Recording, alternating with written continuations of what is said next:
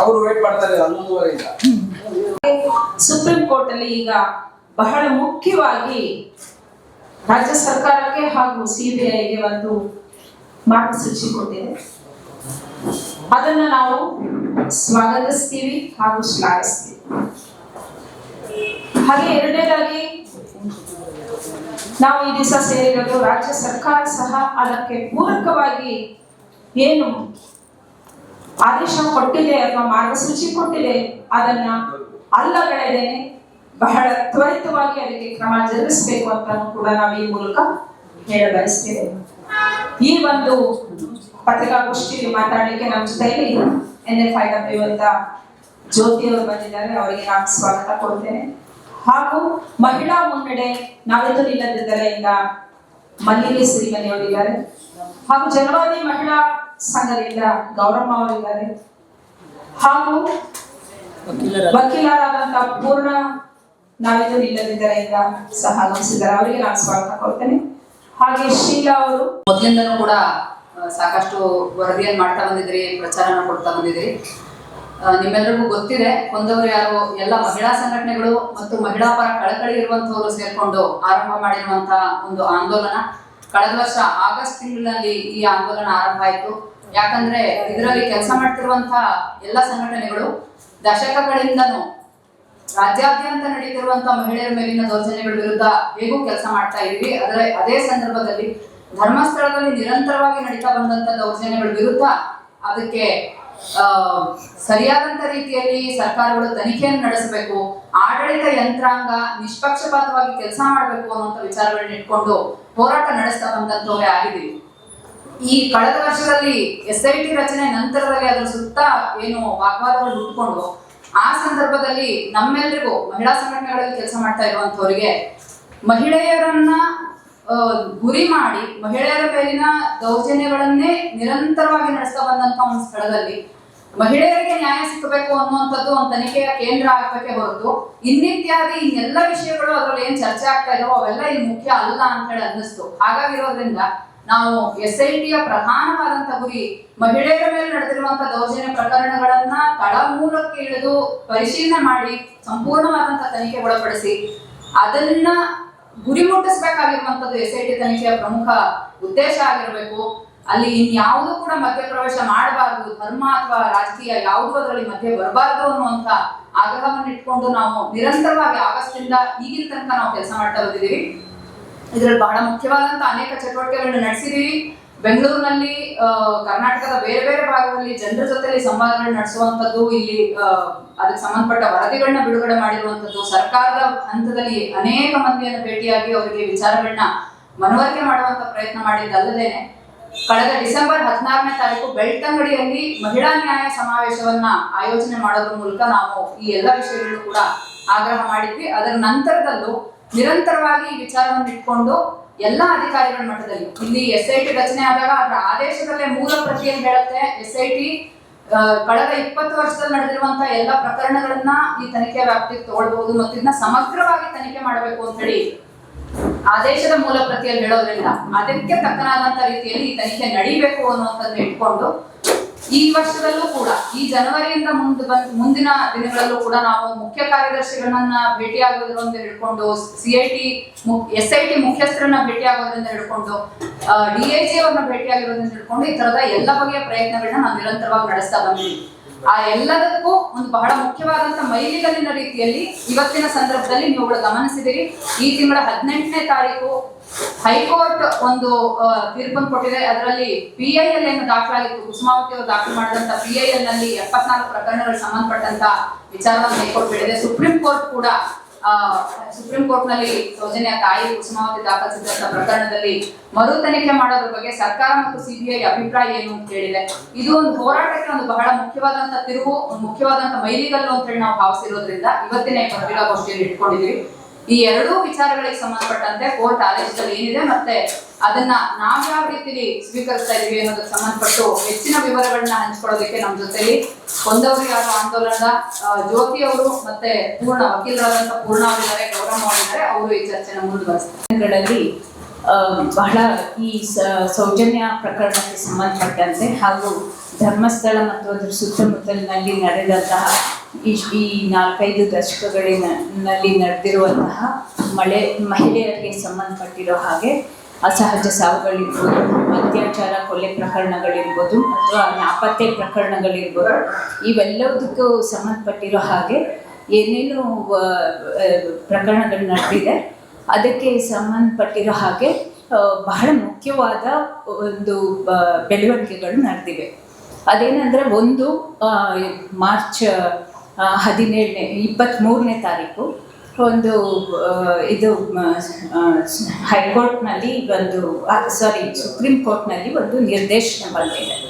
ಏನಂತಂದರೆ ಸೌಜನ್ಯ ಅವರ ತಾಯಿ ಕುಸುಮಾವತಿ ಅವರು ಮರುತನಿಖೆ ಆಗಬೇಕು ಸೌಜನ್ಯ ಪ್ರಕರಣದ್ದು ಅಂತ ಹೇಳಿ ಒಂದು SLP ಹೋಗಿದ್ರು, ಅಂದರೆ ಸ್ಪೆಷಲ್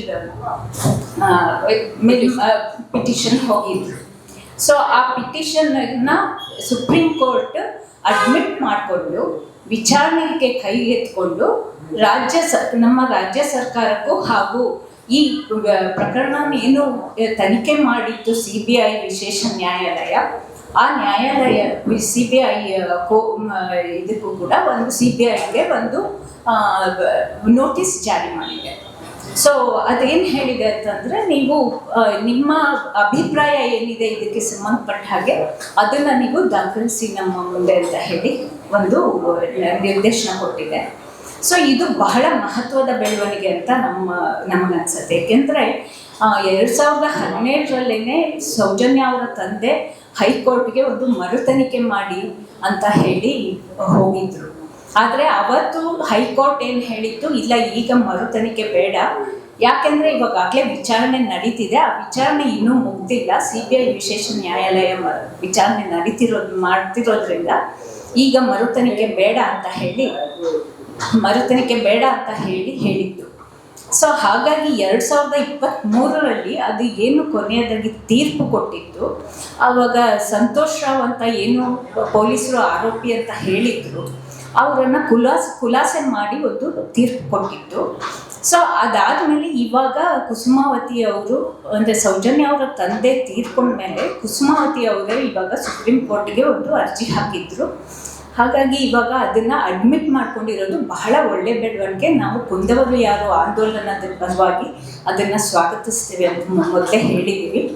ಸೊ ಇದು ಒಂದು ಒಳ್ಳೆ ಬೆಳವಣಿಗೆ.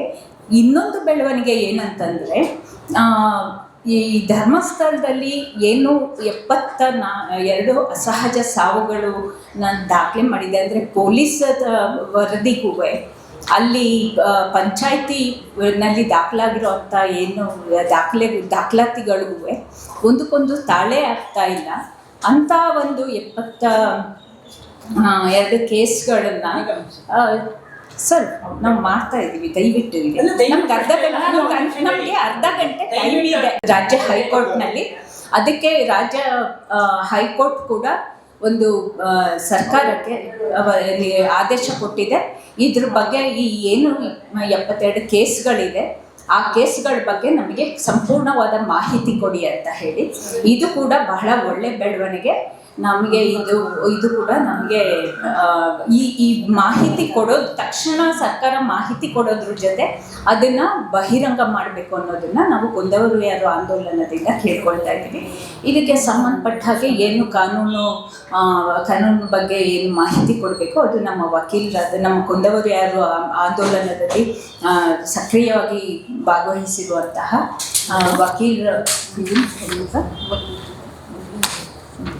ಅದರ ಬಗ್ಗೆ ವಕೀಲರಾದಂತಹ ಪೂರ್ಣ ರವಿಶಂಕರ್ ಅವರು ಮುಂದೆ ಮಾತಾಡ್ತಾರೆ. ಈ ಒಂದು ಬೆಳವಣಿಗೆ ತುಂಬಾನೇ ಮುಖ್ಯವಾದಂತಹ ಒಂದು ಬೆಳವಣಿಗೆ.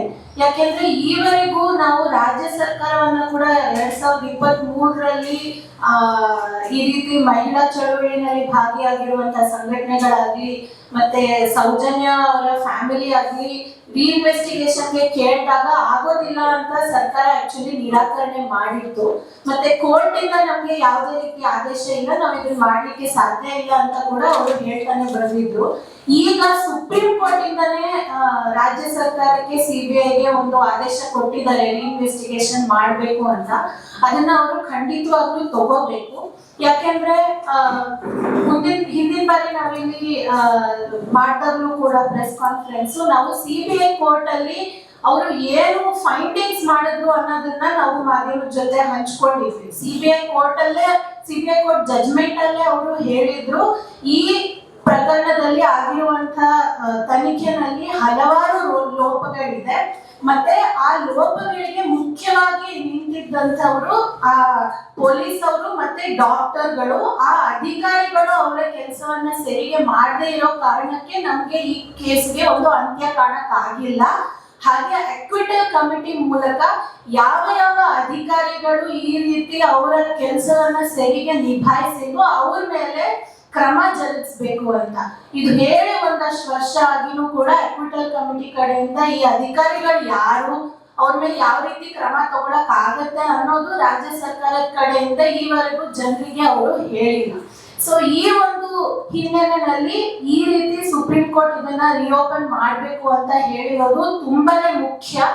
ಅಂಡ್ ಯಾವ್ಯಾವ ರೀತಿ ಸೈಂಟಿಫಿಕ್ ಎವಿಡೆನ್ಸ್ ಇತ್ತು ಅದೆಲ್ಲದನ್ನು ಕೂಡ ಮತ್ತೆ ಮುಂದೆ ರೀಇನ್ವೆಸ್ಟಿಗೇಷನ್ ಮಾಡೋದಕ್ಕೆ ಒಂದು ಅವಕಾಶ ಇದೆ. ಅದನ್ನ ನಾವು ಸ್ವಲ್ಪ ಹೈ ಲೆವೆಲ್ ಟೆಕ್ನಿಕಲ್ ಆಗಿ ಫಾರೆನ್ಸಿಕ್ ಸೈನ್ಸಸ್ ನ ಬಳಸ್ಕೊಂಡು ಆ ಎಲ್ಲ ಎವಿಡೆನ್ಸ್ ನ ವಾಪಸ್ ತರಬಹುದು ಅನ್ನೋದನ್ನ ಕೂಡ ಸಾಕಷ್ಟು ಜನ ಹೇಳ್ತಾ ಬಂದಿದ್ದಾರೆ. ಈ 2012 ಅಲ್ಲಿ ಆಗಿದಂತ ಪ್ರಕರಣದಲ್ಲಿ ಯಾಕೆ ನಮ್ಗೆ ಅಂತ್ಯ ಕಾಣಕ್ ಆಗಿಲ್ಲ, ಈ ಹುನ್ನಾರದಲ್ಲಿ ಈ ಸಂಚಲ್ಲಿ ಯಾರ್ಯಾರ ಕೈ ಇತ್ತು ಅನ್ನೋದನ್ನು ಕೂಡ ಇನ್ವೆಸ್ಟಿಗೇಟ್ ಮಾಡೋದಕ್ಕೆ ಇದು ತುಂಬಾನೇ ಒಳ್ಳೆ ಒಂದು ಅವಕಾಶ.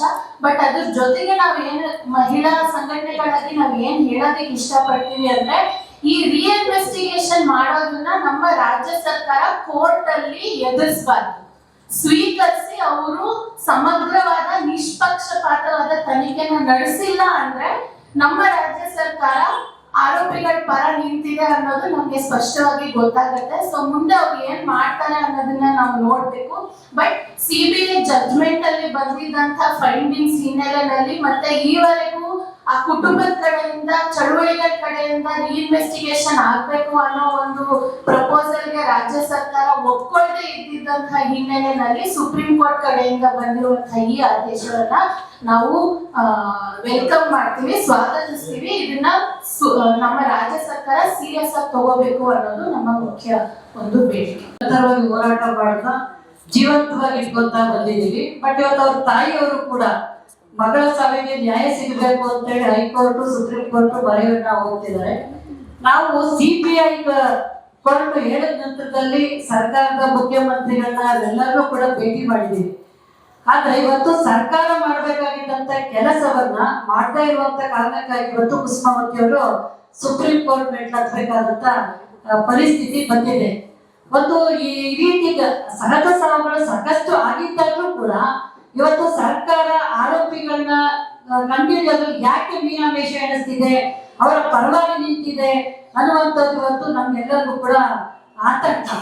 ಇವತ್ತು ಯಾವುದೇ ಘಟನೆ ಆದ್ರೂ ಕೂಡ ತಕ್ಷಣಕ್ಕೊಂದು ಇದು ಕೊಡ್ಬೇಕು ಅಂತ ಹೇಳಿ. ಬಟ್ ನೋಡಿ, ಈಗ SIT ತನಿಖೆಗೆ ಒಳಪಡಿಸಿದ್ರು ಕೂಡ ಇದುವರೆಗೂ ಕೂಡ ಏನಾಗಿದೆ ಅಂತ ಸಾರ್ವಜನಿಕವಾಗಿ ಬಹಿರಂಗಪಡಿಸಲಿಕ್ಕೆ ಆಗ್ತಾ ಇಲ್ಲ. ಮಹಿಳಾ ಆಯೋಗದ ಅಧ್ಯಕ್ಷರು ಲೆಟರ್ ಅನ್ನ ಬರೆದಿದ್ದಾರೆ. ಇವತ್ತು ಚೀಫ್ ಸೆಕ್ರೆಟರಿ ಅವರಿಗೆ ನಾವು ಮನವಿಯನ್ನ ಕೊಟ್ಟಿದ್ದೀವಿ. SIT ತನಿಖೆ ಕೊಟ್ಟಿದ್ದೀವಿ, ಕರೆಕ್ಟ್. SIT ತನಿಖೆಯಿಂದ ಏನೆಲ್ಲ ಸತ್ಯಾಂಶಗಳು ಹೊರ ಬಂದಿದ್ದಾವೆ ಅನ್ನೋದನ್ನ ಮಾಹಿತಿನ ಪತ್ರಿಕೆಗೆ ಕೊಡ್ಬೇಕಲ್ಲ, ಅದನ್ನ ಇವತ್ತು ಕೊಟ್ಟಿಲ್ಲ ಅನ್ನೋಂಥದ್ದು. ಹಾಗಾಗಿ ಇವತ್ತು ಸರ್ಕಾರ ಇವತ್ತು ಸುಪ್ರೀಂ ಕೋರ್ಟ್ ಒಂದು ಸೂಚನೆಯನ್ನ ಕೊಡಲಿ, ಅದ್ರ ಆಧಾರದಲ್ಲಿ ಇವತ್ತು ಇಲ್ಲಿ ಕ್ರಮವನ್ನ ಜರುಗಿಸ್ಲಿಕ್ಕೆ ಆಗ್ಬೇಕು. ಮತ್ತೆ 74 ಕೊಲೆಗಳದ್ದು ಇವತ್ತು FIR ಆಗ್ತೀವಿ ಅಂತೇಳಿ ಹೈಕೋರ್ಟ್ ಹೇಳಿದ್ದಾರೆ, ಅದನ್ನು ಹಾಕ್ಬೇಕು. ಅದ್ರ ಜೊತೆಯಲ್ಲಿ ಸೌಜನ್ಯ ಕೇಸನ್ನು ಕೂಡ ಇವರು ಸೇರಿಸಬೇಕು ಅಂತ ಹೇಳಿ. ಯಾಕಂದ್ರೆ SIT ಪ್ರಕರಣಕ್ಕೆ ಬರಲ್ಲ ಸೌಜನ್ಯ ಕೇಸು ಅಂತ ಹೇಳಿ ಇವತ್ತು ಅದನ್ನ ನೆಗ್ಲೆಕ್ಟ್ ಆಗಿ ಎಲ್ಲರೂ ಕೂಡ ಮಾಡ್ತಾ ಇರುವಂತದ್ದು.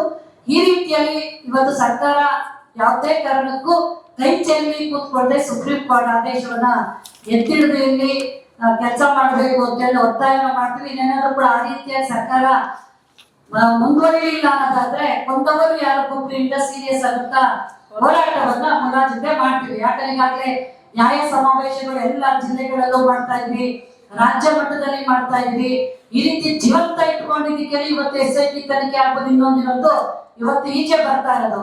ಹಾಗಾಗಿ ಆ ರೀತಿಯಾಗಿ ಇನ್ನೂ ಕೂಡ ಉಗ್ರವಾದಂತ ಹೋರಾಟವನ್ನ ಮಾಡ್ಬೇಕಾಗುತ್ತೆ ಅಂತ ಕೂಡ ಮಾಧ್ಯಮದ ಮೂಲಕ ಸರ್ಕಾರಕ್ಕೆ ಒಂದು ಎಚ್ಚರಿಕೆಯನ್ನು ಕೂಡ ಕೊಡ್ತೇವೆ. ನಮಸ್ಕಾರ.